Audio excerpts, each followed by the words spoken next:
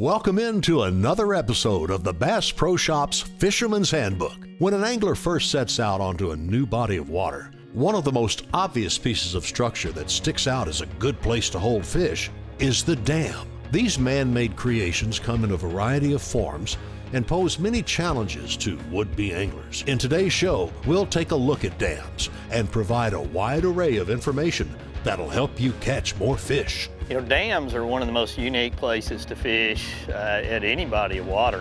And they come in a variety of designs, for lack of a better word. You know, you may find some that are earthen dams, you may find some that are straight rock with concrete around them, you may find some with giant riprap, you may find others that have a mix of it. And then under the water, which is obviously where the magic takes place when you're fishing, the designs are all based on functionality. And some of those may just be flat, gently sloping. Others may be very sharp drop-offs that you'll find. But the one thing about it is all dams that I've ever found across the nation always hold some fish. All right, outstanding.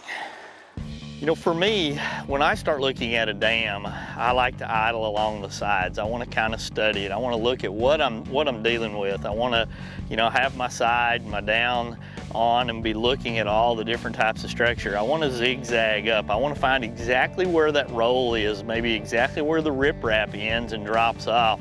I want to look for any unusual things that could be around a dam. I mean, I've seen aeration systems on lakes. I've seen pipes coming out. I've seen, obviously, debris that has washed up in floods that are going to provide opportunities, as well as grass beds on the edges where there's flats. So you just never know what you're going to find when you pull up to any given dam anywhere in the nation.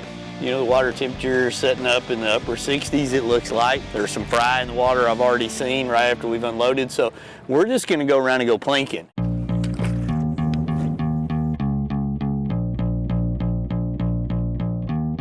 The big thing that I'm looking at when I first pull up to that dam or to the riprap section is I'm trying to analyze what's there, the water color. I'm trying to analyze if there's bait. A lot of times, you know, you'll get a shad spawn up on a riprap bank. So, I mean, you're looking for bait. You're looking for any key. You want to start watching your electronics. I mean, that's one thing I focus on as much as anything, not only 2D sonar, but, you know, live view Panoptix, so I can actually start seeing the depth that the fish are at. There he is right there.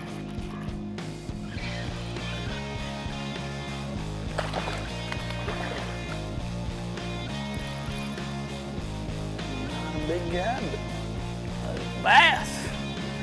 You know, when you're fishing around a dam, I don't know what it is, there's just always some fish around that dam, and you just got to figure out how to get bit and how to catch them.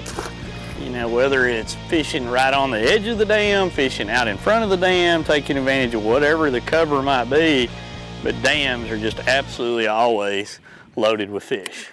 When you look at a dam and you begin to break it down, let's just start at the shallowest parts of it. Let's look at the 2 foot or less part of a dam.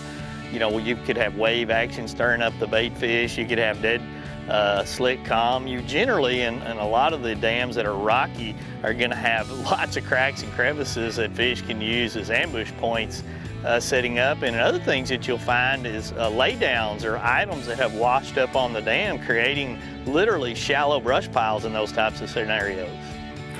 Got him.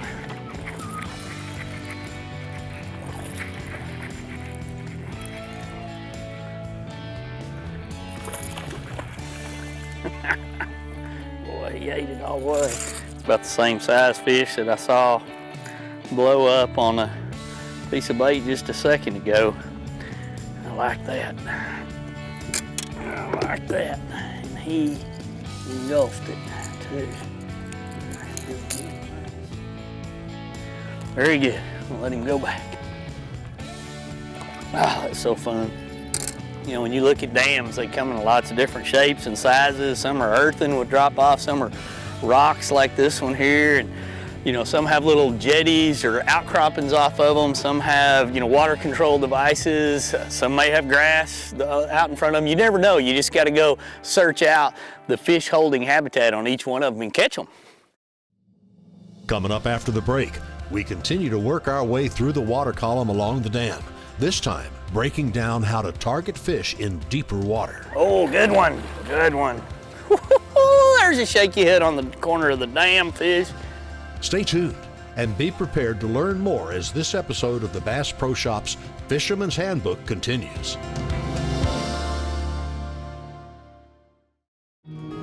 As people who love the outdoors, we know what we stand for.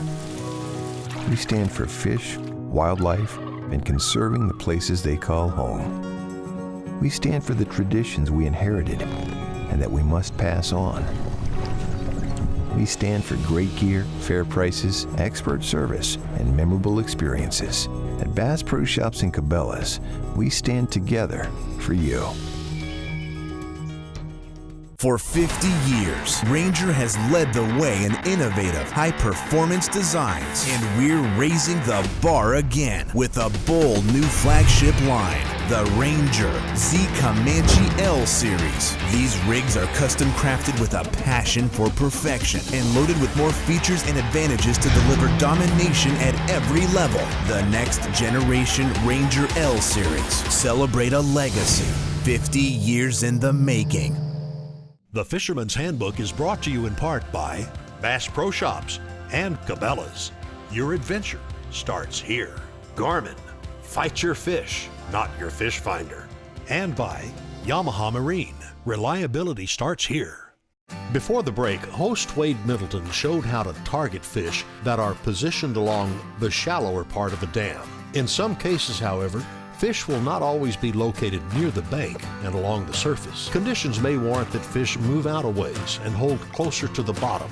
When this happens, it's important to be armed with the proper baits to get bites. You know, as I start to look deeper at dams, there's so many different ways to target them. A guy can take a shaky head, he could take a crankbait, he could throw a jerkbait, he can drag a jig. I mean, it's just the opportunities and ways and means and methods to fish a dam are almost endless.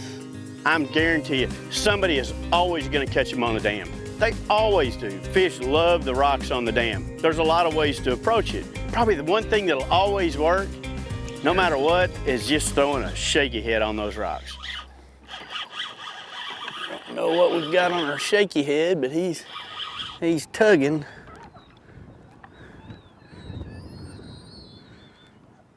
He's heading out this way. Whoa. I don't know what we got here. Oh, good one, good one. There's a shaky head on the corner of the dam, fish. I had just gotten a bite that felt like a bluegill when this guy bit. The thing about that old shaky head, you never know when old Big's gonna bite it. And it's about a 3-4 pounder probably, looks like. Come up here, look at him. Come here. He's got it. He may not be as big as I thought he was, but he sure is good to me. That's awesome. Good fish right there. He's got it down in his crunchers. Give me that big. Ah, that's so fun to catch on a shaky head right there. It's fun to catch it anytime. You know, some of the things I've really learned and noticed about fishing rocks and around dams is some baits, especially in the crankbait series, are probably going to perform better at not getting hung up. I look at the Spro rock crawler. It's a great design for a bait that can hunt, you know, the shallow version and the what I kind of call a mid-depth version. It's got a bill designed to deflect and bounce off of these rocks. And not only does that help generate bites, but it also helps keep you from getting hung up. He choked on that rock crawler. Look at that. Look where he's got that bait in his mouth. A rock crawler is, in my opinion, probably one of the best baits ever designed to fish that particular type of cover. The bait hunts, it deflects well. I mean, when that bait gets down there and starts beating off them rocks, it's going to the right, it's going to the left. It's doing a lot of key things. When you stop the bait, it backs up.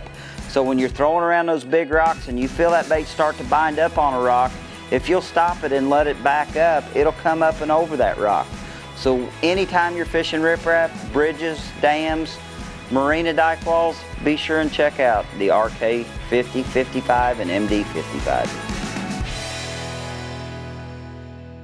Once you've identified the right bank for the given situation, it's also important to take into account what type of line you're using. The rocks along dams and riprap banks can be very damaging to your fishing line. Having a line that is abrasion resistant, durable, and offers great sensitivity can increase your odds at landing a fish.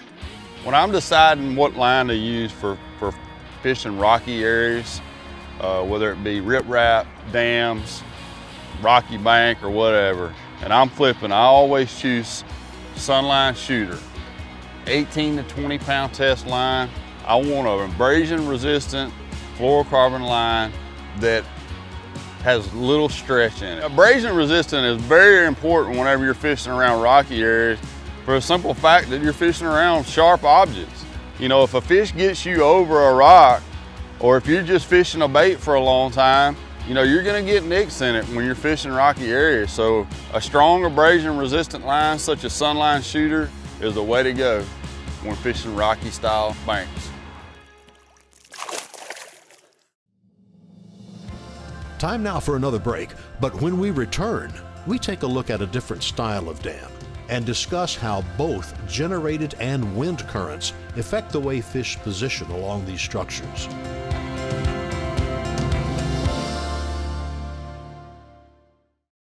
An entirely new species of extreme predator is moving offshore. The Yamaha 5.6-liter V8 XTO offshore outboard. Extreme big block thrust and power in the industry's first direct injection 4-stroke. Quiet, efficient, powerful, and proven Yamaha reliability. More than an outboard, it's a fully integrated power system. The all-new Yamaha V8 XTO offshore. You sons of fishes. Ain't enough fish on this lake for 2 clubs. Really? Well, we see plenty of fish live with Panoptix. Yep. Dang, we should get Panoptix. Maybe we'll just take yours. What's going on here? You boys have license? Yes, sir. Nope.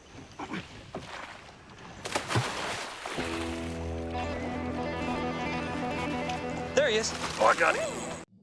The Fisherman's Handbook is brought to you in part by Ranger Boats, still building legends one at a time. Engel, the original high-performance cooler. Sunline America, the strength to guarantee your confidence. And by Bradley Smoker, food smoking made easy. Ooh, he choked it. The topic of discussion on today's episode is how to target fish on and near dams. Dams come in a variety of forms and provide the angler with a number of different scenarios to prepare for.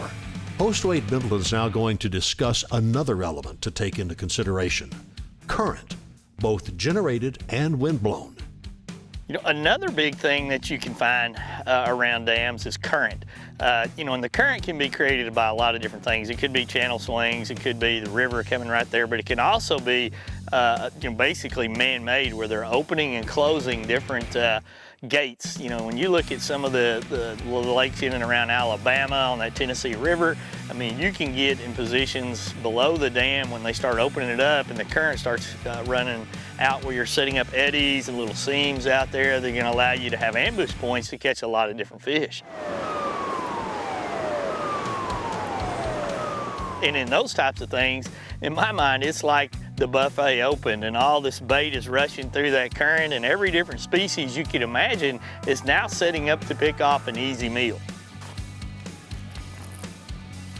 Smallmouth, he jumped. So what's really happening though is they're turning water on, and as they turn it on, we seem to be getting more and more bites. And you know, we're late in the day and we still haven't caught a big smallmouth yet. And you know, Clark's doing this, he's doing that, and he's constantly experimenting. He reaches down, he grabs a swim bait, fires it out there, bam, first cast, catches one.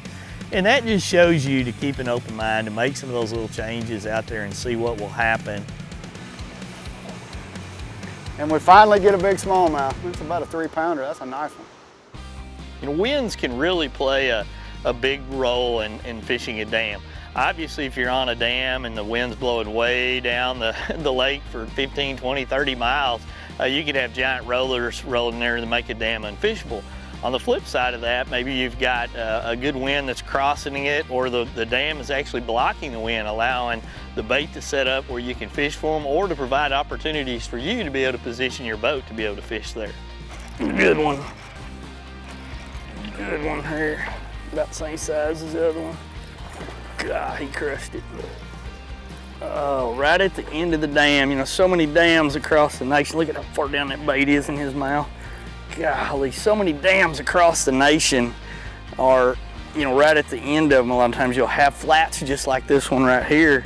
And, you know, you can pick the windy side of where it's blowing in at and run around a lot of times and get some reaction bites just like this. You know, fishing riprap is a really good way to start off to try to find some fish really quick. There's usually always some fish on bridges and riprap. Wind currents, you know, natural wind, blowing current, will position them on the outside corners, and you just want to stay on the corners and work them and make lots of casts and move around and change your angles and vary your retrieve speed and just try to give them, you know, try to figure out, you know, the presentation that they want. But like I said, fishing riprap's a great way to start off and get you some bites really quick. There's one right there. Whoa, whoa, get off that boat. That's the fastest way to lose a fish. Let that rod hit that boat. Golly. He didn't hit me with about 10 foot of line out. Little crankbait down the end of the dam where the wind's blowing in at. Oh yeah, get in here, guy. Total reaction bite right there. You know, you're right at the, you know, a lot of times on a dam, the rocks will just come out in the end and then you get a little flat, and we're at the end of this flat right here. And this is a great feeding place. You know, picked up that crankbait, and that's the result. That guy just slammed it. When we return from the break, the fish catching continues as we unlock more secrets about fishing on and near dams, right here on the Bass Pro Shops Fisherman's Handbook. Look at that. Oh yeah, golly, he's a fat, pretty fish right there. Secrets are created to protect information, but keeping a secret is not as easy as it seems. For over a decade, anglers across the nation have used Secret Lures tackle to reel in their catch. From small ponds to large bodies of water and tour-level events, the secret to their success has been tied to the end of their line all along. They've been using Secret Lures. First you've heard of them? Maybe your fishing buddies aren't really your buddies. Visit secretlures.com and place your order today. When I talk about Sunline, I think of one word: confidence. Sunline FX2 is what I use for all of my frogging and flipping. SX1 braid, which braid plays a big part in fishing line. Shooter, I'm going to use in those close quarter deals like flipping and pitching. One of my favorite techniques in fishing the tournament trail is to fish offshore ledges. We have taken the questions out of the equation. Take my word for it. It works. It works, dude. At Sawyer, we use the best technology to make simple products that keep you going regardless of your journey. So whether you're boating, hiking, fishing, camping, or hunting, we keep you outdoors with a full lineup of products to both protect you and make the outdoors more enjoyable. Sawyer, we keep you outdoors. The Fisherman's Handbook is brought to you in part by Sawyer Products. We keep you outdoors. Power Pole Shallow Water Anchors. Swift, silent, secure. And by Secret Lures. The secret is out. Although the dam of a lake offers a great opportunity to catch fish with ease, it's not always that simple. Different variables can factor in to how the fish will set up. If there is a significant amount of clouds, the fish may suspend or position near the surface. Depending on the time of the year, fish may be keyed in on a specific bait. These are all things to take into consideration when planning for a day on the water. And while you're out there, all of these variables could change at a moment's notice. When it comes to targeting fish on a dam, there's obviously seasonal patterns, but the reality is you may catch them 1 foot to 30 feet deep at any given time on a dam. And a lot of that can be driven by what's going on, like I said before, the seasonal patterns and just how the bait fish are setting up at that particular time of the year under that particular time of day and hour that you're fishing.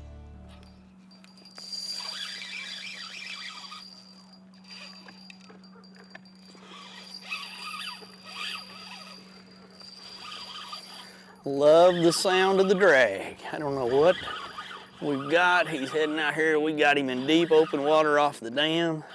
Another pretty good one right there. Let him do his stuff and wear him out. Let him go down there. Just keep good, steady pressure. That old shaky head starting to show out. He's coming up. That's awesome. Come here, buddy.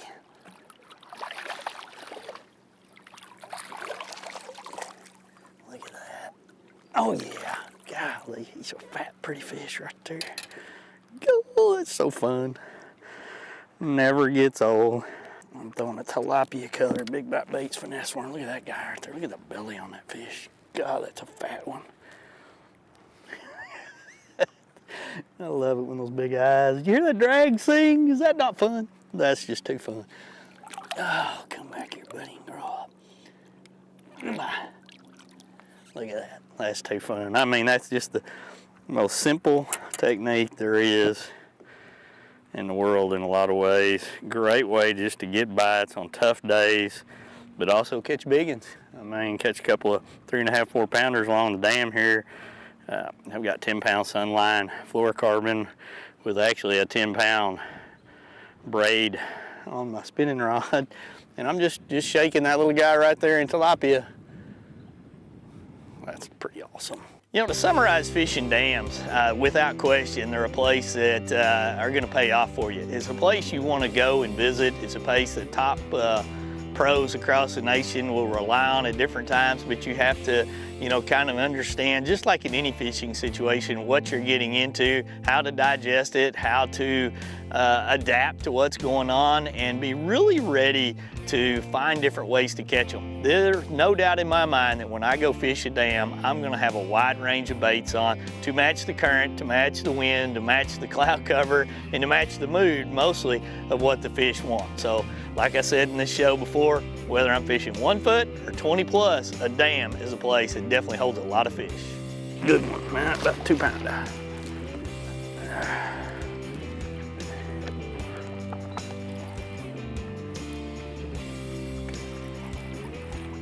Coontail bass on the edge of the rocks out here a long ways.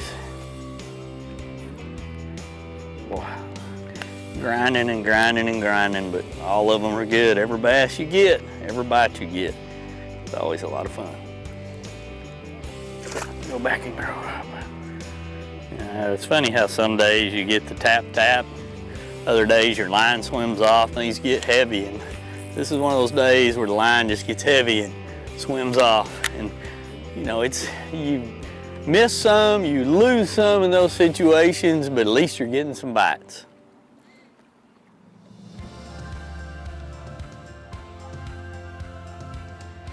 That'll do it for this episode of the Bass Pro Shops Fisherman's Handbook. Be sure to take these tips, study them, and apply them to your next fishing trip. And see if just maybe you'll get a couple of extra bites. And as always, follow Fisherman's Handbook on social media and YouTube for more great content and information from out on the water. And we finally get a big smallmouth. It's about a 3 pounder. That's a nice one. That's cool.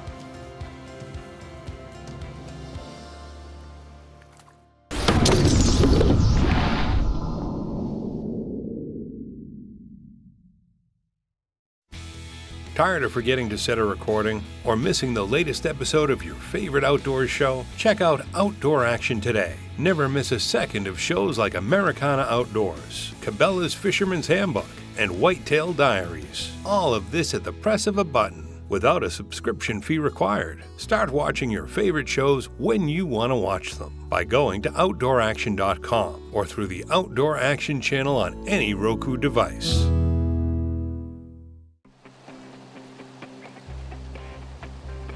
This tube is the greatest thing in the world. When you're catching fish on it, it builds your confidence. To me, that's the most important part of bass fishing, is you have to have confidence in this bait when we're throwing it. I've had guys say, you fish like you believe there's a fish there. Well, I do. I'm feeling everything that I can feel with that bait. If you need to get bites, it'll just absolutely get bit.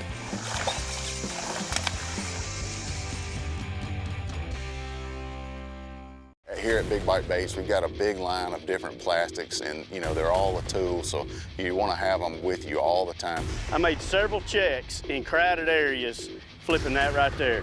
Just a 6-inch Big Bite creektail worm. Here at Big Bite, we came out with 4 brand new colors this year. All 4 of these colors are going to be great fish catching baits. Definitely my #1 go-to bait that Big Bite has out right now is the Big Bite Battle Bug. Big Bite is leading the way when it comes to innovation and colors. Many said that we were just obsessed when we started, that there had to be an easier way to smoke food. As time passed, the Bradley family created a lineup of Bradley electric smokers that has made it easier for the novice or even expert chef to get perfect results every time they use it. Grab yourself a Bradley smoker and take your cooking to an all-new level.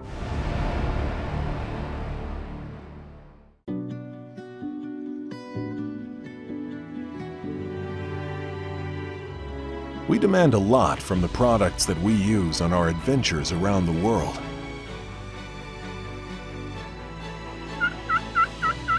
When it comes to keeping things seriously cold, we rely on Angle Coolers, who have for over 50 years kept things cold. Angle Coolers, the original high-performance cooler.